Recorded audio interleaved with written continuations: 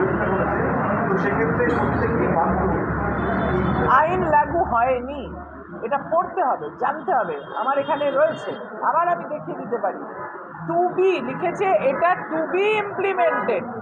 সুতরাং এটা আপনারা যদি না বুঝে, কে বলছে আমি জানি না, কত বড় পণ্ডিত বলছে আমি জানি না, কিন্তু টু বি ইমপ্লিমেন্টেড যেটা আসছে, টু বি ইমপ্লিমেন্টেড মানে কি? আফটার নোটিফিকেশনও হয়নি, শুধুমাত্র মিডিয়া বলছে যে এটা লাগু হয়েছে। আপনারা এই কথা বলবেন না, মানুষকে বিভ্রান্ত করবেন না। কেন্দ্রীয় মন্ত্রীরাই এটা মিথ্যে কথা বলছে। কেন্দ্রীয় মন্ত্রী জানে না, লেখাপড়া জানে না, কিচ্ছু জানে না। এটা টু বি ইমপ্লিমেন্টেড। আইনের উপরটায় দেখুন কি লেখা আছে, আমি এক্ষুনি আপনাদেরকে দেখাবো, আপনারা দেখে নেবেন। 39 পাতার যে আইন, এবং আমি পার্লামেন্টে দাঁড়িয়ে বলেছি, এখানে আইনটা তৈরি হয় পার্লামেন্টে, সেই আইনটা প্রণয়ন করেন এখানকার কোর্টের মাধ্যমে। আইনটা কেন্দ্রের সরকার এনেছে, আলোচনা হয়েছে, কিন্তু গেজেট নোটিফিকেশন হয়নি। এবং যদি বা গেজেট নোটিফিকেশনের কথা এরা বলে থাকে, সেটা ভুল।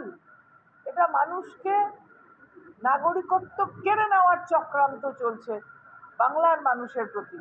বাংলার মানুষ রুখে দাঁড়াবেন, বাংলার মানুষ এই ফর্ম ফিল আপ করবেন না, এবং বাংলার মানুষ যারা এখানে বসবাসকারী, যারা ভোট দেন, যারা রেশন পান, তারা নাগরিক আছেন, তাদের নতুন করে নাগরিকত্বের জন্য অ্যাপ্লিকেশন ফর্ম ফিল আপ করতে হবে না।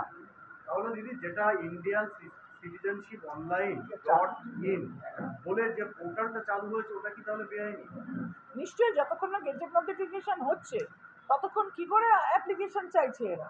গেজেট নোটিফিকেশন না হলে কোনো কিছু কার্যকরী হয় না সরকারিভাবে।